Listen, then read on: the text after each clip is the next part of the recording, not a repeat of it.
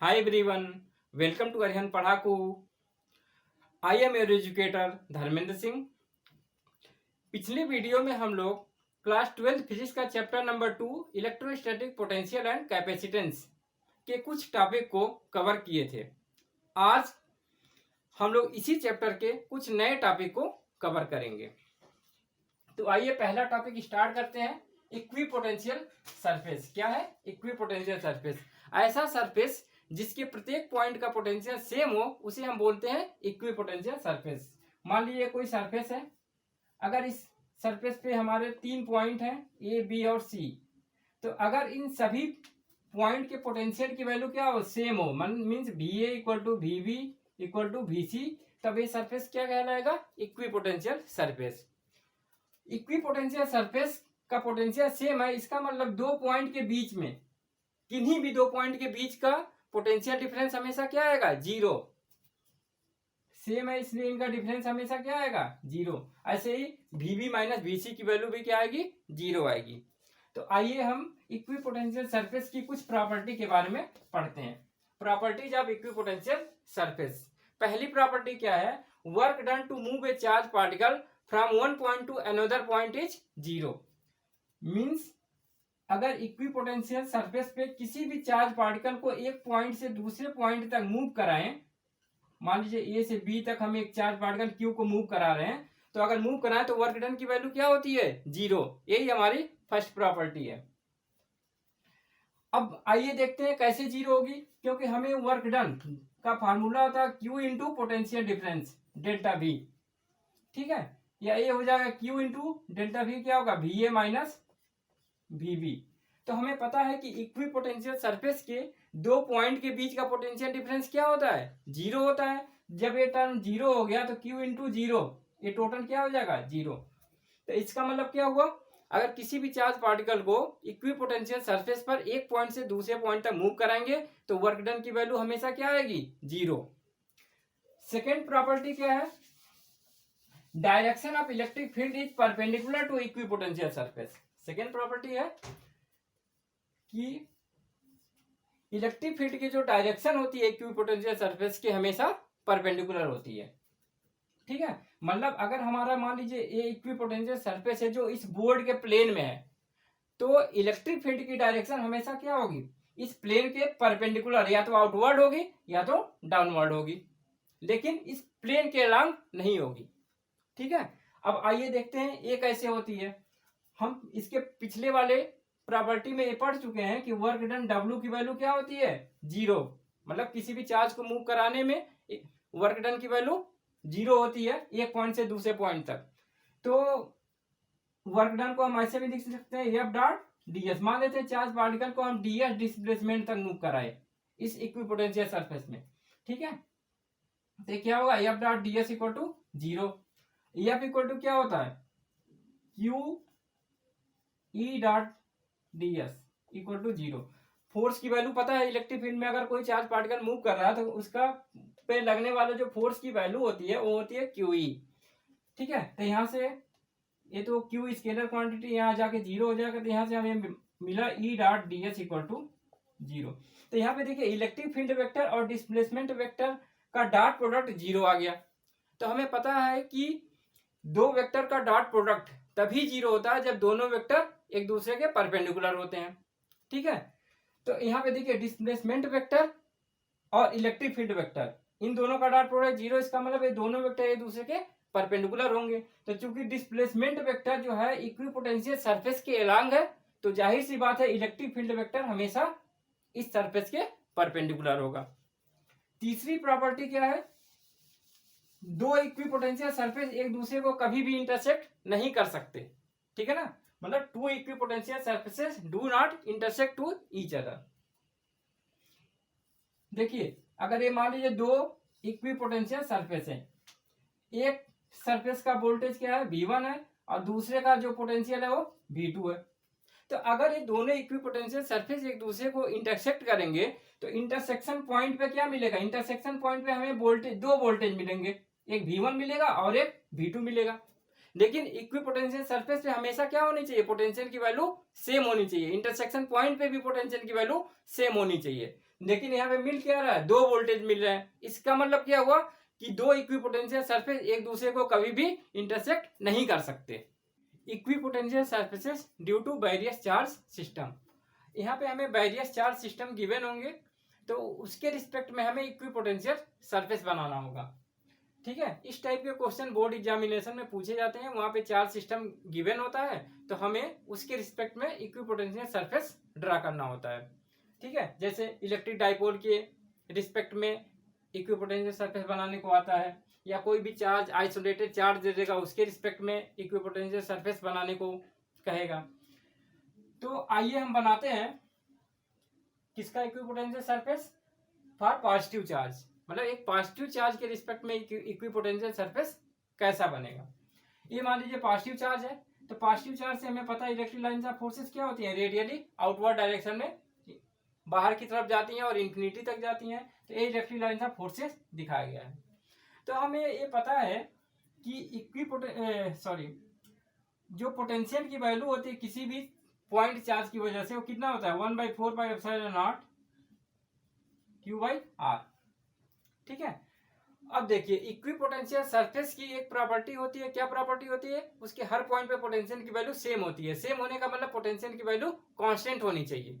ठीक है ना, तो कांस्टेंट कब हो सकता है, जैसे यहाँ पे देखिए v की वैल्यू है 1/4πε0 Q/r, तो यहाँ पे देखिए ए टर्न भी कांस्टेंट है, ए टर्न भी कांस्टेंट है, बस हमें r की वैल्यू अगर कांस्टेंट कर दें तो v भी हमारा क्या हो जाएगा, कांस्टेंट, तो हमारा इक्विपोटेंशियल सरफेस बन जाएगा। ठीक है, तो ये देखिए एक कब r की वैल्यू कांस्टेंट हो सकती है, जब ऐसा सरफेस लें जिसके लिए r की वैल्यू सेम हो, मतलब स्फेरिकल सेल। अगर हम स्फेरिकल सेल ले लें, इस चार्ज के राउंड स्फेरिकल सेल ले लें, तो उसके रिस्पेक्ट में क्या होगी, r की वैल्यू कांस्टेंट होगी, तो v की वैल्यू भी कांस्टेंट रहेगी। तो किसी भी आइसोलेटेड चार्ज की वजह से जो इक्विपोटेंशियल सरफेस होता है वो कैसा होता है, वह स्फेरिकल सेल के शेप में होता है। ठीक है ना, अब देखिए स्फेरिकल सेल होगा तो ये जो इलेक्ट्रिक लाइंस ऑफ फोर्सेस बाहर की तरफ निकल रही हैं वो क्या होंगी, स्फेरिकल सेल के परपेंडिकुलर भी होंगी। ठीक है, तो यही हमारा क्या हो जाएगा, इक्विपोटेंशियल सरफेस। ऐसे निगेटिव चार्ज का बनाना हो तो बस यहाँ पे माइनस चार्ज कर देंगे और इलेक्ट्रिक लाइंस ऑफ फोर्सेस अंदर की तरफ दिखा देंगे। ठीक है, और यही उसका भी क्या होगा, उसका भी इक्विपोटेंशियल सरफेस स्फेरिकल सेल ही होगा। सेम वे में हमें फॉर इलेक्ट्रिक डाइपोल की वजह से इक्विपोटेंशियल सरफेस बनाना है। तो देखिए इलेक्ट्रिक डाइपोल में 2 चार्जेस ही तो होते हैं, एक पॉजिटिव और एक निगेटिव। तो हमें पता है कि electric lines of forces positive charge से निकलती हैं और निगेटिव चार्ज में इंटर करती हैं। ठीक है, देखिए यहाँ पे ये पॉजिटिव चार्ज से निकल रही हैं और ये निगेटिव चार्ज में यहाँ पे इंटर कर रही हैं, और इधर जो है इंफिनिटी तक जा रही हैं। ऐसे निगेटिव चार्जेस में क्या हो रही हैं, electric lines of forces inter करती हैं और इंफिनिटी से आकर के भी यहाँ पे इंटर करती हैं। ठीक है, इस साइड से। तो ये हमारा हो गया इलेक्ट्रिक लाइंस ऑफ फोर्सेस। ठीक है, तो यहाँ पर भी इक्विपोटेंशियल सरफेस हमारा क्या होगा, स्फेरिकल ही होगा, क्योंकि जैसे कि हम पॉजिटिव और निगेटिव चार्ज है यहाँ पे, तो पॉजिटिव और निगेटिव चार्ज के अराउंड क्या होता है, स्फेरिकल सरफेस ही इक्विपोटेंशियल सरफेस होता है। तो यहाँ पर भी हम क्या करेंगे, स्फेरिकल सेल बना देंगे, वही हमारे क्या होंगे, इक्विपोटेंशियल सरफेस होंगे।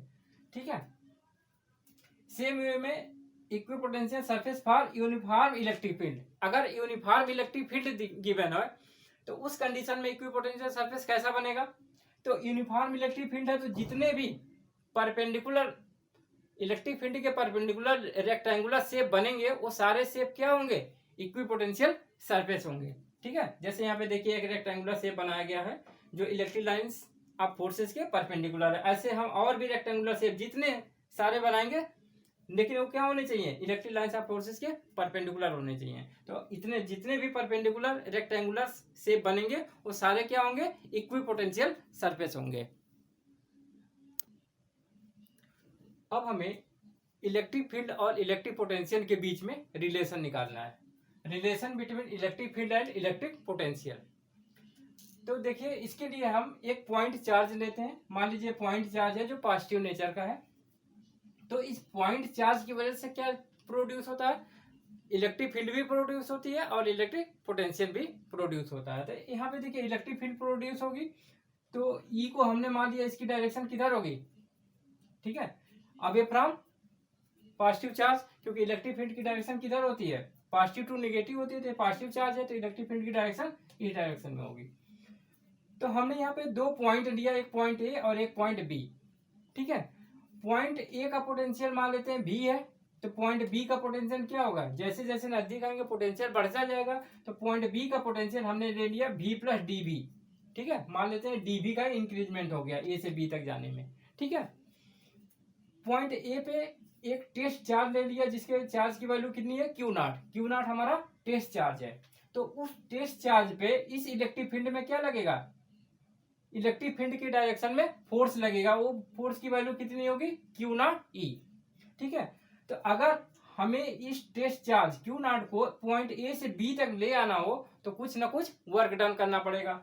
उस वर्क डन की वैल्यू कितना होगी, W equal to F D R cos 180, ठीक है।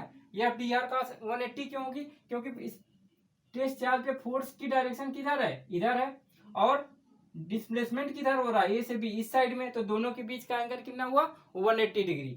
इसीलिए यहाँ पे वर्क डन W की वैल्यू कितना हो गई F D R cos 180, cos 180 की वैल्यू -1, तो W की वैल्यू हो गई minus Q naught E into D are, ये इक्वेशन नंबर 1 हो गया, ठीक है।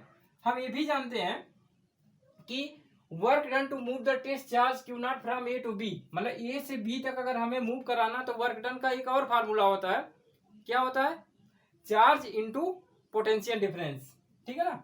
तो W इक्वल टू चार्ज कितना है, टेस्ट चार्ज को मूव करा रहे हैं तो उसका चार्ज है क्यू नॉट, और पोटेंशियल डिफरेंस कितना होगा, यहाँ V है, V प्लस डी बी है, तो पोटेंशियल डिफरेंस कितना है dB का, तो वही हो गया dB। ये हो गया हमारा इक्वेशन नंबर 2। तो फ्रॉम इक्वेशन 1 एंड 2 देखिए ये वैल्यू इस वैल्यू के इक्वल होगी, तो minus Q naught E into D R equal to Q naught D B, ठीक है। यहाँ से क्यू नॉट कैंसिल हो जाएगा, तो ई की वैल्यू का निगेटिव साइन उधर चला जाएगा, तो ई की वैल्यू कितना हो गई minus D B by D R. इसका मतलब इलेक्ट्रिक फील्ड जो होती है वो क्या होती है, पोटेंशियल ग्रेडियंट के निगेटिव साइन के इक्वल होती है। यही इलेक्ट्रिक फील्ड और पोटेंशियल में रिलेशन है। अब हम पढ़ते हैं topic electric potential energy. Electric potential energy हमेशा सिस्टम ऑफ चार्जेस की होती है, ठीक है। जैसे मान लीजिए अगर सिस्टम ऑफ चार्जेस में केवल 2 चार्ज पार्टिकल है तो उस केस में इलेक्ट्रिक पोटेंशियल एनर्जी क्या होगी, इनफाइनाइट से दोनों चार्जेस को किसी फाइनाइट डिस्टेंस पर लाकर उनको असेंबल करने में जितना वर्क डन करना पड़ेगा वही वर्क डन उस सिस्टम की इलेक्ट्रिकल पोटेंशियल एनर्जी के बराबर होगा, ठीक है। तो यहाँ पे देखिए ये 2 चार्ज पार्टिकल है, ठीक है, Q1 और Q2, इनको इनफाइनाइट से ला करके R डिस्टेंस पे फिक्स किया गया है, ठीक है। तो देखिए इनको R डिस्टेंस पे फिक्स करने में देखते हैं वर्क डन करना पड़ेगा या नहीं। जैसे मान लीजिए Q1 चार्ज को हमने ए पॉइंट पे फिक्स कर दिया, जब हम Q2 चार्ज को लाएंगे, अगर दोनों पे चार्जेस की वैल्यू सेम है तब, अगर Q2 चार्ज को जब हम इसको लाकर इनफाइनाइट से लाकर के R डिस्टेंस पे फिक्स करेंगे तो उस केस में क्या होगा, ये दोनों चार्ज एक दूसरे को रिपेल करेंगे, तो रिपेल करेंगे तो Q2 क्या होगा, रिपेल होकर फिर ये दूर चला जाएगा। लेकिन हमको इसी पॉइंट B पे फिक्स करना है तो इस केस में हमें क्या करना पड़ेगा, कुछ ना कुछ वर्क डन करना पड़ेगा। अगर दोनों चार्ज अपोजिट नेचर के हैं तब देखते हैं वर्क डन करना पड़ेगा या नहीं।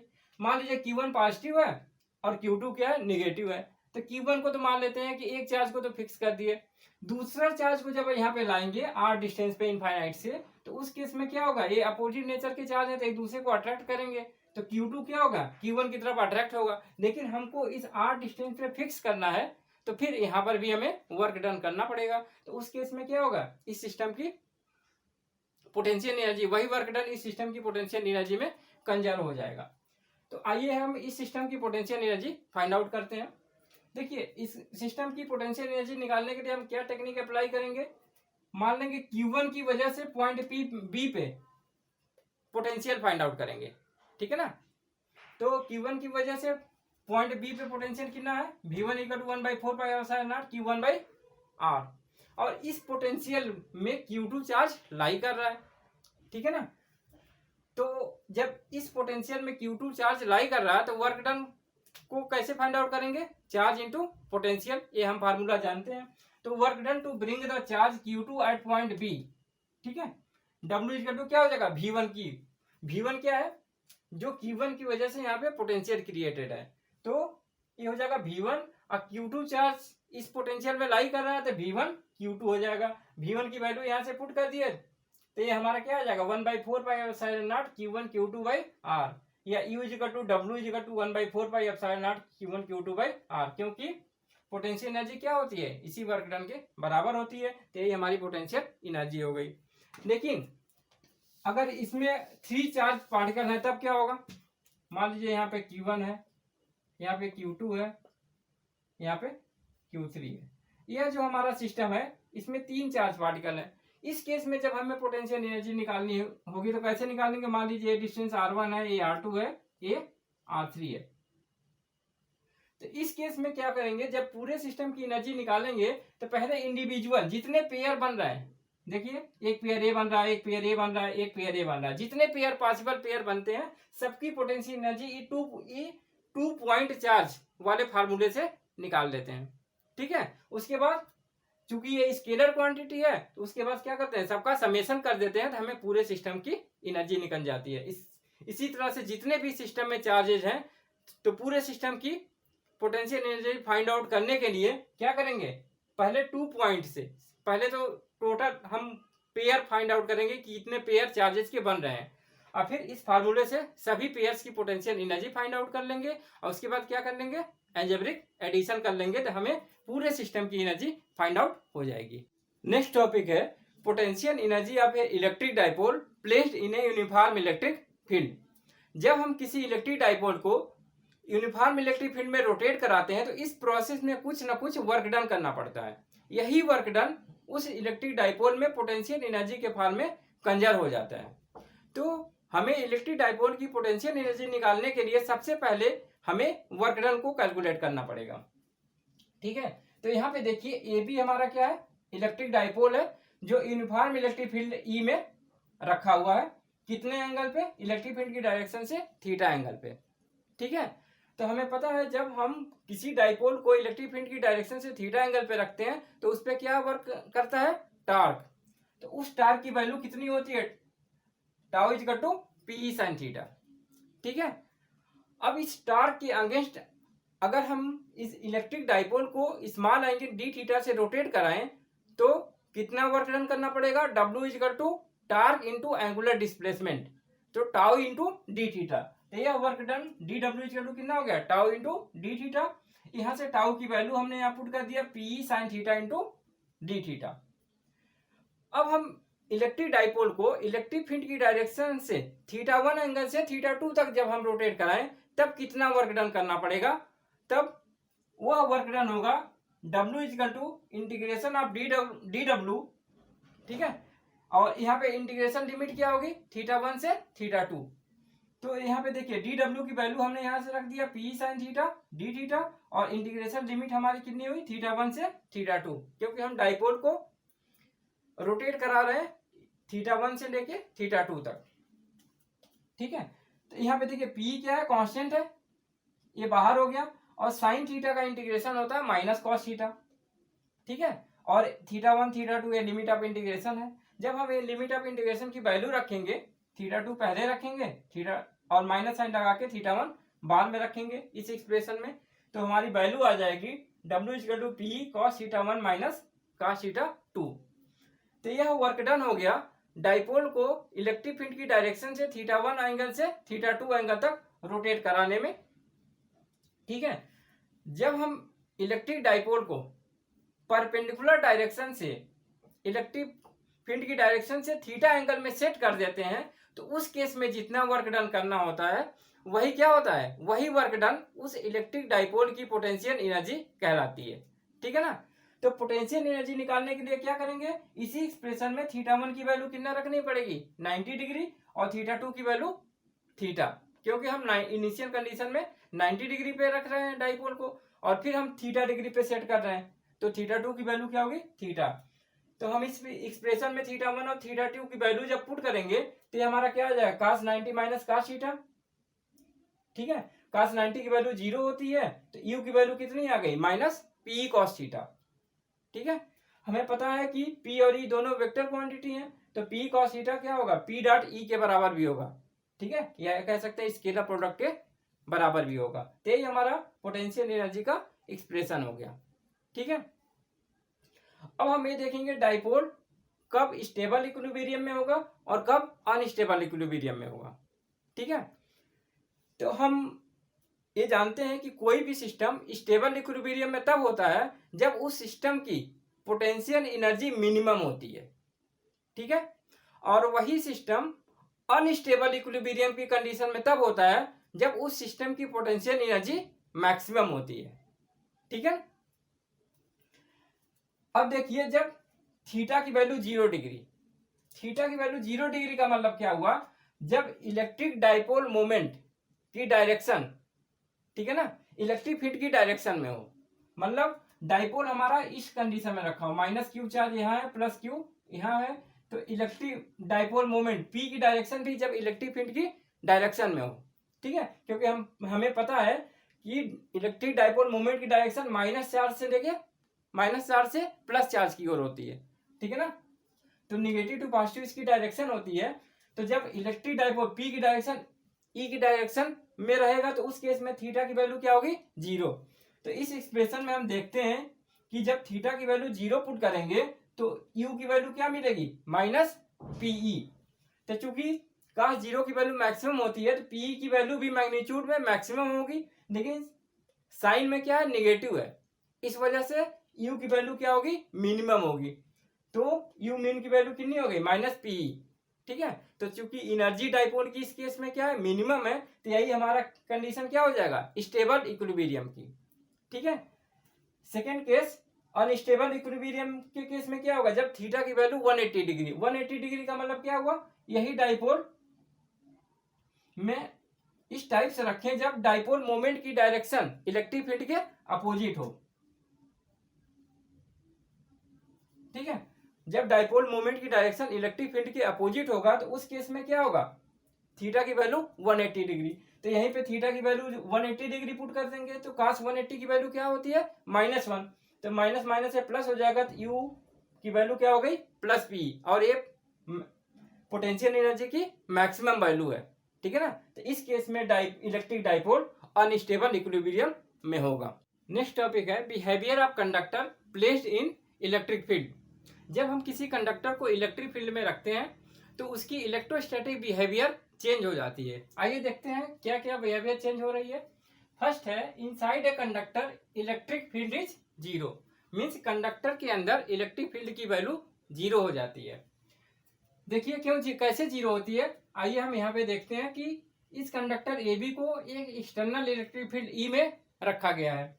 तो जब हम एक्सटर्नल इलेक्ट्रिक फील्ड में रखते हैं कंडक्टर को, तो कंडक्टर के अंदर उपस्थित फ्री इलेक्ट्रॉन्स पे क्या होता है, इलेक्ट्रिक फील्ड के अपोजिट डायरेक्शन में फोर्स लगता है, तो जिसकी वजह से सारे फ्री इलेक्ट्रॉन इंड ए पे आके इकट्ठा हो जाते हैं, इसलिए इंड ए क्या हो जाता है, निगेटिव हो जाता है। और हमें पता है कि इधर से सारे इलेक्ट्रॉन इधर आ गए तो इधर लैक ऑफ इलेक्ट्रॉन हो गए, तो जिधर इलेक्ट्रॉन की डिफिशियंसी होती है वहां पे पॉजिटिव चार्ज क्रिएट हो जाता है, तो इधर क्या हो गया, पॉजिटिव चार्ज। ठीक है, तो हमें ये भी पता है कि जब पॉजिटिव और निगेटिव चार्ज सेपरेट हो गए तो उनके बीच में क्या डेवलप हो जाएगी, एक internal electric field, positive to negative. ठीक है, जिसकी डायरेक्शन पॉजिटिव से निगेटिव की तरफ होगी, मतलब जो इंटरनल इलेक्ट्रिक फील्ड डेवलप हुई उसकी डायरेक्शन एक्सटर्नल फील्ड के अपोजिट हो गई। ठीक है, अपोजिट हो गई तो क्या हो गया, क्योंकि दोनों का मैग्नीट्यूड सेम होगा और डायरेक्शन क्या होगी, अपोजिट होगी, इसलिए नेट इलेक्ट्रिक फील्ड की वैल्यू क्या होगी कंडक्टर के अंदर, 0। दोनों कैंसिल आउट कर देंगे। ठीक है, नेक्स्ट प्रॉपर्टी क्या है, electric field is perpendicular to the surface of charge conductor.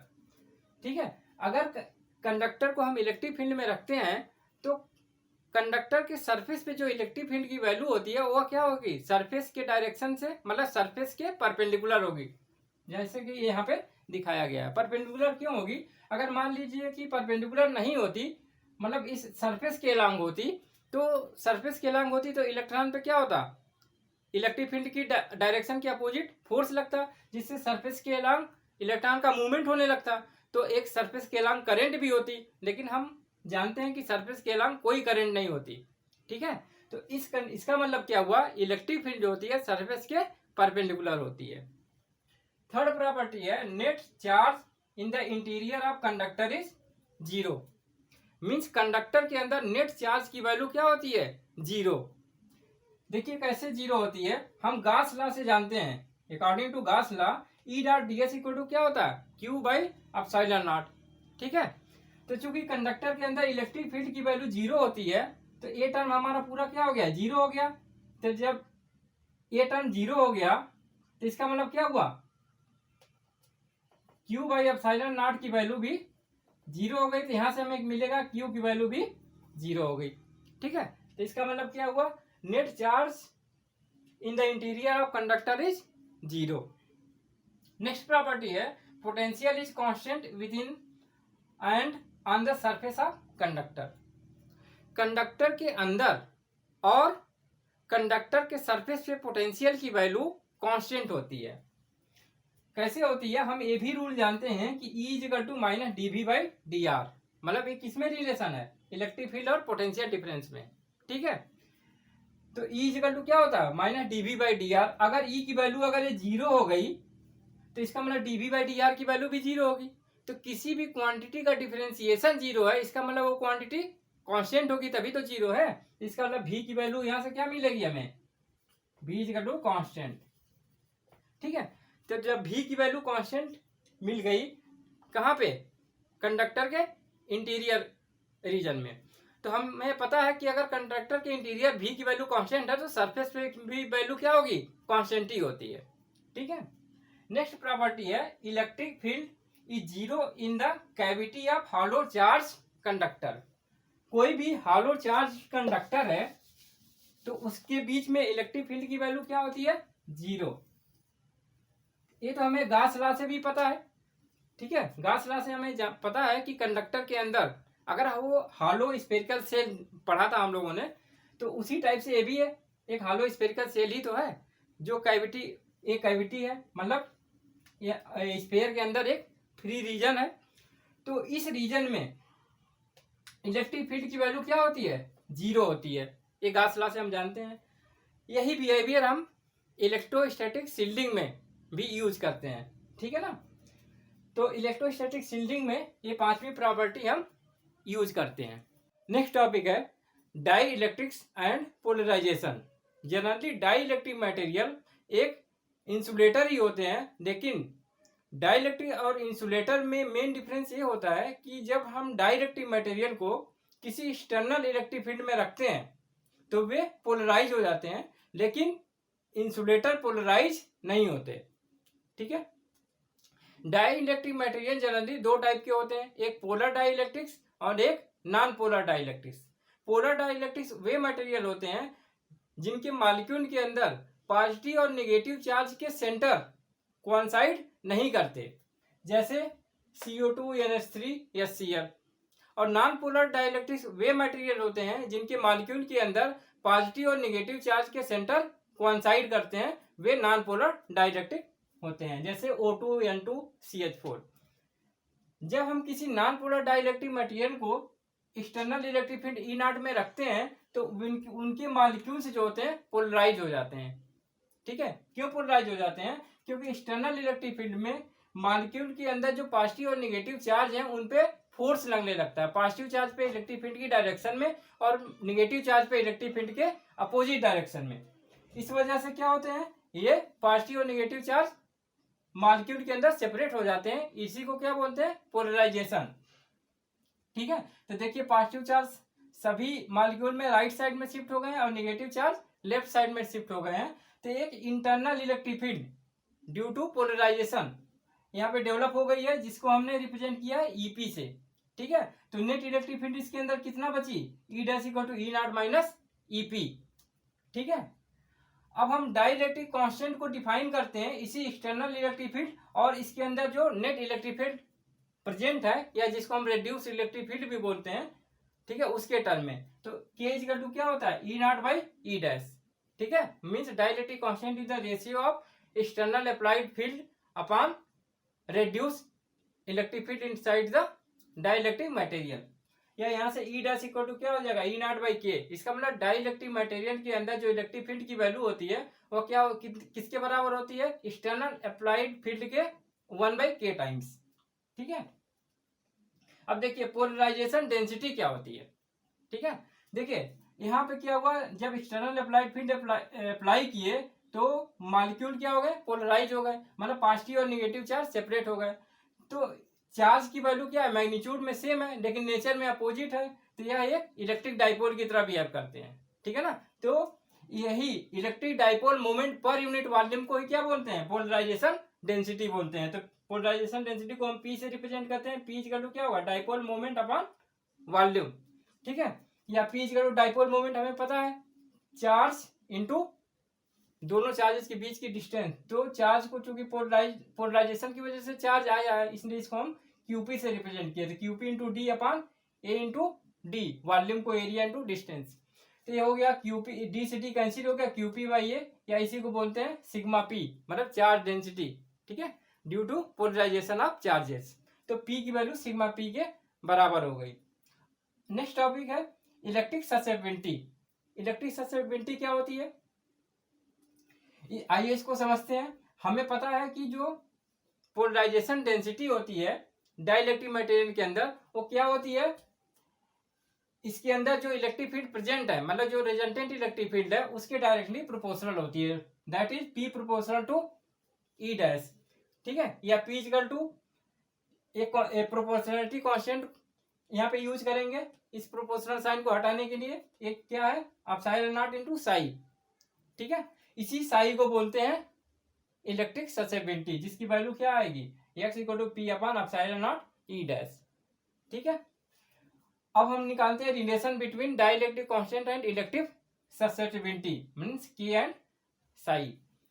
तो हमें पता है कि डाइलेक्ट्रिक मटेरियल के अंदर, ठीक है, इलेक्ट्रिक फील्ड की वैल्यू कितनी होती है, E dash equal to E naught minus EP. But EP की वैल्यू क्या होती है, सिग्मा बाई एप्सिलॉन नॉट, हमने पढ़ा है। तो यहाँ पोलराइजेशन की वजह से चार्ज डेंसिटी कितनी है, सिग्मा पी, तो sigma P by epsilon not. और सिंस सिग्मा पी ही हमारे किसके बराबर है, पी के, तो ये पी के बराबर हो गया। तो यहाँ पे हमने इसके जगह पे पी रख दिया, तो पी बाई एप्सिलॉन नॉट। या अब यही वैल्यू हम क्या करें, ईपी की वैल्यू यहाँ पे पुट कर दें इस इक्वेशन में, तो E dash equal to E naught minus P by epsilon naught, ठीक है। अब पी की वैल्यू यहाँ से ए वाली वैल्यू यहाँ पी के जगह पे यहाँ रख देंगे, तो ये क्या हो जाएगा, एप्सिलॉन नॉट से एप्सिलॉन नॉट कैंसिल हो गया, तो ई डैश की वैल्यू कितना हो गई, E naught minus psi into E dash, ठीक है। अब ई डैश से पूरे इक्वेशन में डिवाइड कर दिया जाए, ठीक है, डिवाइडिंग बाई ई डैश। तो ई डैश से डिवाइड करेंगे तो क्या होगा, यहाँ पे ई डैश, सॉरी यहाँ पे डायरेक्ट 1 आ जाएगा, और यहाँ पे क्या होगा, E naught by E dash by E dash minus psi, ठीक है। या 1 इक्वल टू ए वैल्यू हमारी के बराबर होती है, हमने अभी पीछे पढ़ा था K equal to E naught by E dash K minus psi, या साई की वैल्यू क्या हो गई, के प्लस 1। यही डाइलेक्ट्रिक कांस्टेंट और इलेक्ट्रिक ससेप्टिबिलिटी के बीच रिलेशन है, ठीक है। Thank you.